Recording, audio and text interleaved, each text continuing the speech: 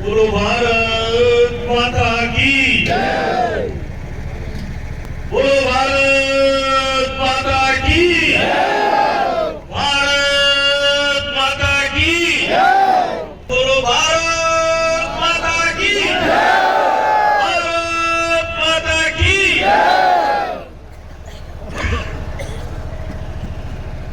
वजीरपुर में आयोजित बलवाना हल्के की इस चुनावी सभा में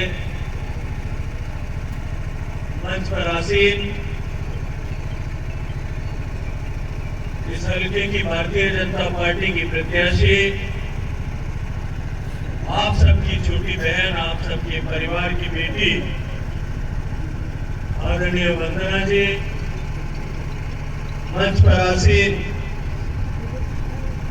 जिन्होंने अभी भारतीय जनता पार्टी के परिवार में आने के साथ ही पूरे दमखम के साथ में अपनी प्रतिज्ञा को हम सब के बीच में साझा किया।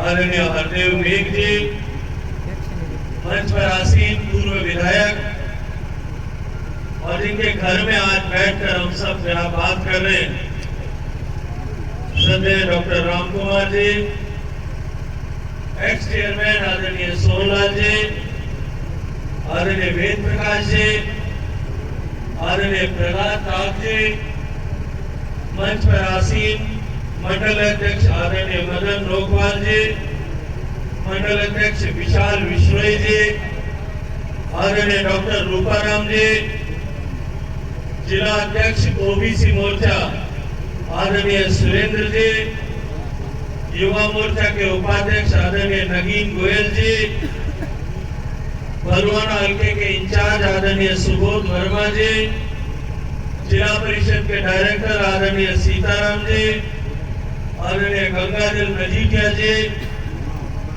सेक्रेटरी ओबीसी मोर्चा पंजाब श्री ब्रिजमोहन जी और जिले के महामंत्री आदरणीय डॉक्टर आदरणीय राम कुमार जी, इस देवतुल्य सभा में विराजे हुए सारे पितातुल्य बुजुर्ग, युवा साथियों, मातृशक्ति, पत्रकार मित्रों, मैं आप सबसे क्षमा प्रार्थना करना चाहता हूं कि जो समय दिया था उससे थोड़ा विलंब से आप लोगों के बीच में उपस्थित। जिन कार्यक्रमों के बीच में आदरणीय अर्जुन जी को भारतीय जनता पार्टी के परिवार में सम्मिलित होना, इनके साथ में जिस तरह के दुर्व्यवहार केवल व्यक्तिगत आस्था के आधार पर किया गया, नरजोत जी का सम्मान पुनः स्थापित करने के लिए मैं स्वयं इनके घर जाकर के इनको परिवार में सम्मिलित करने के लिए लेकर के आया हूँ। इसलिए आने में आपके सामने आने में थोड़ा विलंब। मित्रों, चुनाव की रणभेरी बन चुकी है और आज चुनाव की जो संवैधानिक प्रक्रिया का पहला चरण नामांकन और उसके बाद नाम वापसी, ये क्रम समाप्त हो चुका है।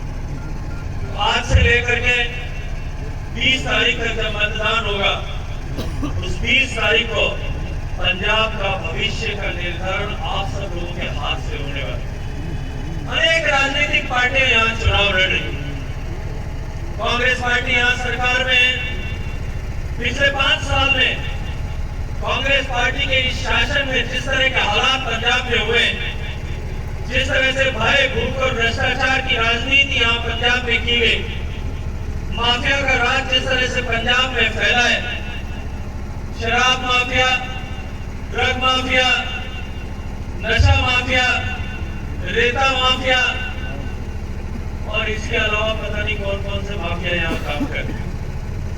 5 साल बाद में ईमानदारी से आप आकलन करें तो 5 साल के इस कांग्रेस के शासन के बाद में पंजाब की जनता से वोट मांगने का अधिकार कांग्रेस पार्टी को बचा नहीं। दूसरी तरफ अकाली दल चुनाव लड़ रहा है, केवल धर्म के आधार पर राजनीति करना और पंजाब की जनता को धर्म के आधार पर बांटकर राजनीतिक गोटियां सेकने का प्रयास उन्होंने निरंतर किया है। चुनाव के मौसम में एक और दल है बरसात में जो डर रहा है, जो अब कोई एक आम आदमी पार्टी हो रही है, क्या ढा के बरसात में करेंगे। चुनाव के मौसम में दिल्ली करके झूठे वादे करके यहाँ पंजाब की जनता को गुमराह करके और सत्ता की चार कुर्सी पर बैठने का एक प्रयास आम आदमी पार्टी कर। मैं दिल्ली में आप लोगों के आशीर्वाद से मुझे पिछले कई वर्षों में दिल्ली में रहने का अवसर मिला। आम आदमी पार्टी जब पहली बार चुनाव लड़कर के दिल्ली में आई थी, दिल्ली की सरकार उन्होंने बनाई थी, तब से लेकर के दिल्ली को बहुत करीब से देखने का अवसर मुझे मिला है। दिल्ली में उन्होंने वादा किया था कि हम दिल्ली की शिक्षा के स्तर को सुधारेंगे और आप सब लोगों के बीच में आकर के भी आज वो कह रहे हैं कि हमने दिल्ली के स्कूलों का हालात बदल दिए। उन्होंने जब वो पहली बार सरकार में आए, अब कहा था कि हम दिल्ली में 500 नए स्कूल बनाएंगे। मैं दावे के साथ में कह सकता हूँ केजरीवाल जी और राघव चड्ढा मुझे 5 नए स्कूल बता दें तो मैं वो कहे वो करने के लिए थे। 5 नए स्कूल नहीं बना सकते। उन्होंने कहा हम शिक्षा का स्तर सुधारेंगे, गुणवत्ता सुधारेंगे, 20,000 नए टीचर्स को भर्ती करेंगे। यहाँ पंजाब में आकर के वो पेंशन देने का वादा करते हैं और वहां पे 20,000 टेम्पररी टीचर्स पिछले कई महीनों से तनख्वाह का इंतजार कर, वो मौलवियों को तनख्वाह दे दें और पिछले दिल्ली के सारे मंदिरों के पुजारी पिछले लगभग 3 साल से अपना जो उनको सामान्य छोटा सा पैसा मिलता है उसके लिए मजबूर है। यहाँ आकर के यहाँ की बेटियों को पेंशन देने का वादा करते हैं और वहाँ आकर के बेटियों को भत्ता देने का वादा करते हैं। वहाँ दिल्ली की माँ विधवाएं जो है, वृद्ध विधवाएं दिल्ली की पिछले 6 महीने से जो पेंशन के हकदार हुए हैं उस पेंशन को तरस रही। यह झूठ बोल करके आकर के चुनाव के मौसम में सत्ता का एक नया केंद्र खड़ा करने की कोशिश आम आदमी पार्टी कर। तीन तरफ 3 ये पार्टियां हैं और चौथी भारतीय जनता पार्टी चुनाव लड़ी। भारतीय जनता पार्टी जिस दिन स्थापित हुई उस दिन से लेकर के एक लक्ष्य को लेकर के, एक सिद्धांत को लेकर के चली थी। भारतीय जनता पार्टी का लक्ष्य था कि हम देश को खोया हुआ गौरव वापस दिला करके मां भारती को वो सम्मान के केंद्र पर बिंदु पर वापस ले जाकर के खड़ा कर और उसका मार्ग भी स्पष्ट।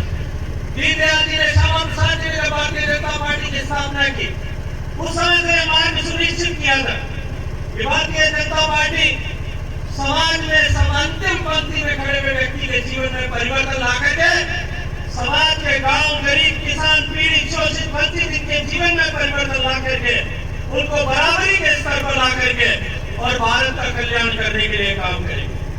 भारत की जनता ने जिन जिन प्रदेशों में भारतीय जनता पार्टी को पूरी ताकत के साथ में सरकार बनाने का अवसर दिया, उन प्रदेशों में भारतीय जनता पार्टी की सरकारों ने गरीबों के जीवन में परिवर्तन लाने के लिए योजनाएं प्रारंभ की, उन प्रदेशों में विकास करने के लिए योजनाएं प्रारंभ की। और आज हम देख सकते हैं कि गुजरात में 25-30 साल से लगातार भारतीय जनता पार्टी का शासन है। मध्य प्रदेश में लगभग 20 साल में से 18 साल तक मध्य प्रदेश में भारतीय जनता पार्टी का निरंतर शासन रहा है। राजस्थान में भी अगर लगभग पिछले 30 साल की मैं कल्पना करूं तो 15 साल तक भारतीय जनता पार्टी सत्ता में रही है। लगातार सत्ता में रह करके अपने क्षेत्र, अपने राज्य का विकास करना और सामान्य मानवीय के जीवन में परिवर्तन लाना, इस ध्येय के साथ में भारतीय जनता पार्टी काम कर। 2014 में आपने भारतीय जनता पार्टी को आशीर्वाद दिया। पिछले वर्षों से भारतीय जनता पार्टी के संकल्प पत्र में, घोषणा पत्र में जिन चीजों का उल्लेख होता था, हम भारतीय जनता पार्टी के लोग लिखते थे कि सौगंध राम की खाते हैं, हम मंदिर वही बनाएंगे। लेकिन कांग्रेस के लोग, विपक्ष के लोग हमसे पूछते थे, बार बार ये कहते थे कि तुम कहते हो तो हो कि मंदिर बनाएंगे, लेकिन भाई बीजेपी वाले तारीख नहीं बताएंगे।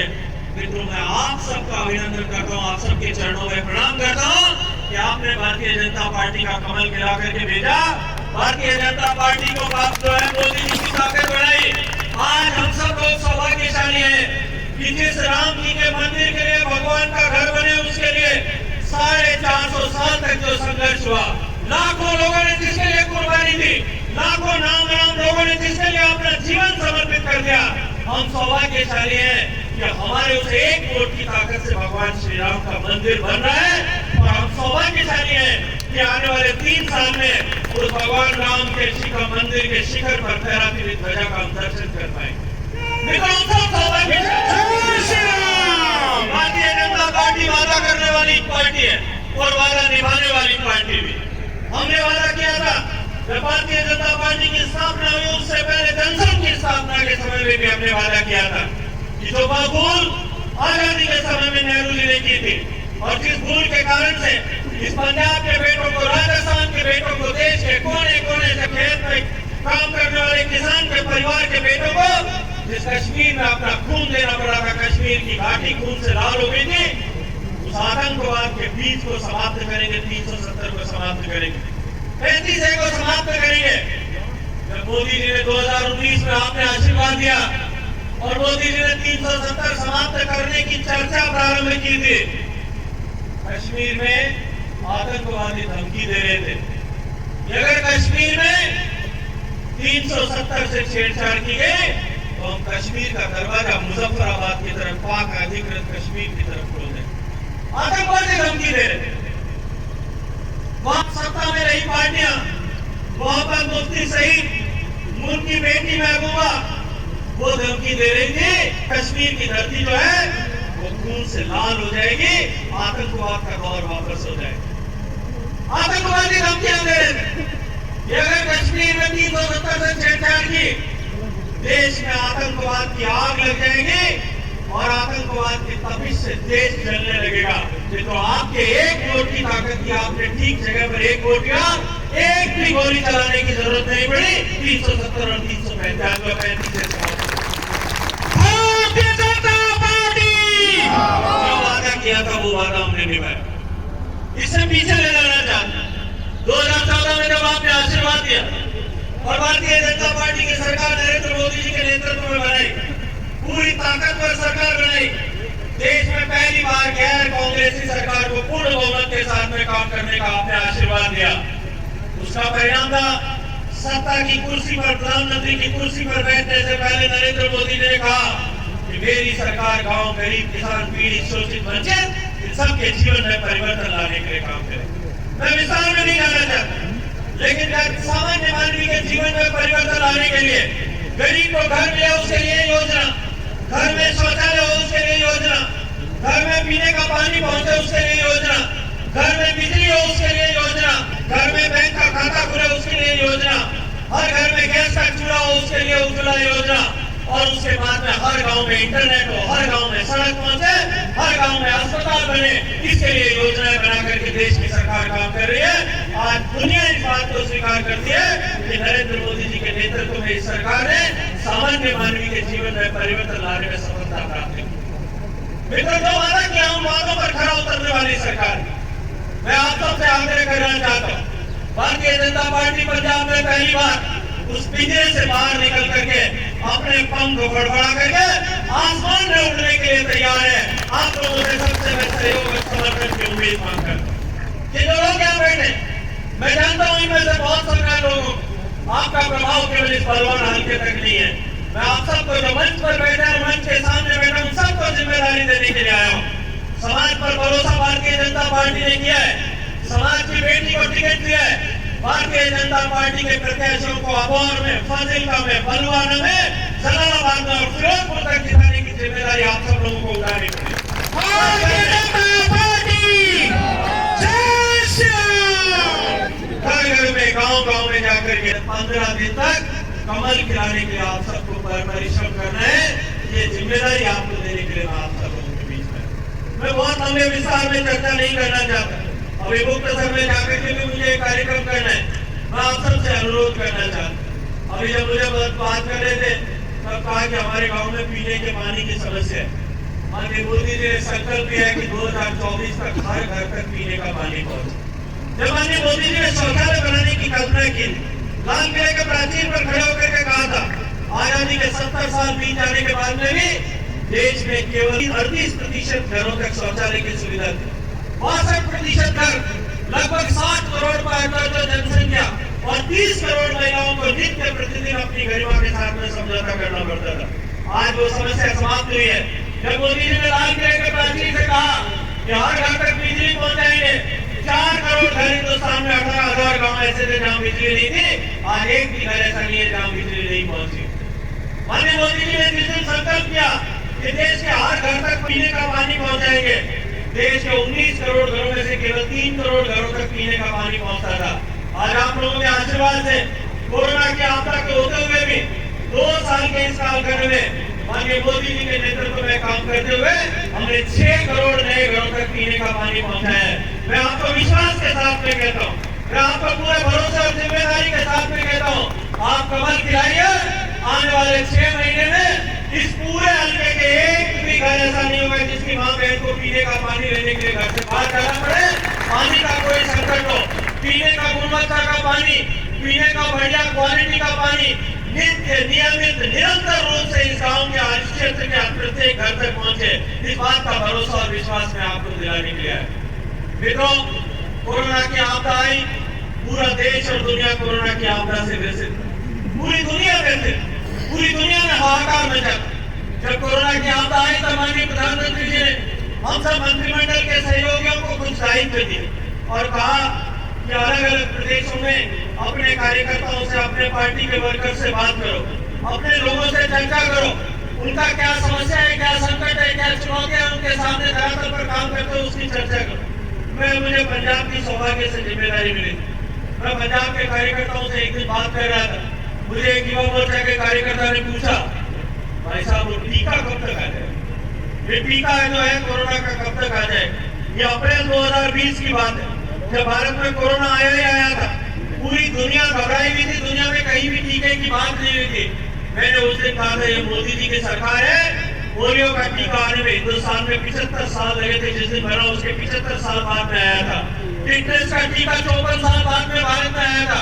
जैपनीज इंसेफ्लाइटिस का टीका 35 साल बाद में भारत में पहुंचा था। लेकिन ये मोदी जी का भारत है। अब की बार इस कोरोना का टीका जो है वो भारत में जिस दिन अमेरिका में आएगा उसी दिन भारत में लगना शुरू होगा। गर्व के साथ में कह सकते कि कोरोना की लड़ाई जिस तरह से हमने लड़ी, 80 करोड़ लोगों को लगातार 1 साल तक फ्री राशन, फ्री गेहूं, फ्री दाल देने का काम मोदी जी की सरकार ने किया।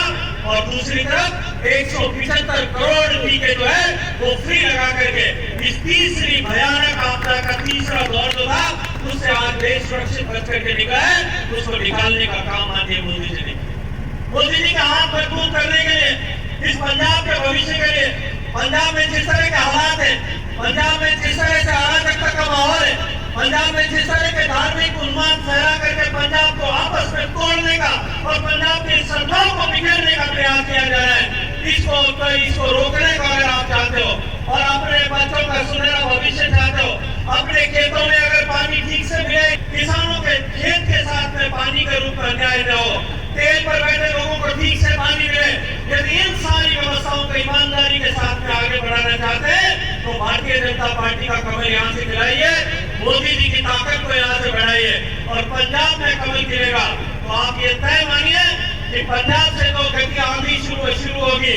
आने वाले साल में गुजरात में चुनाव होगा, उसके बाद राजस्थान, मध्य प्रदेश और छत्तीसगढ़ में चुनाव होगा और 2024 में एक बार फिर माननीय मोदी जी को प्रधानमंत्री बनाने के लिए कमल खिलाने की शुरुआत इस पंजाब से होने वाली है।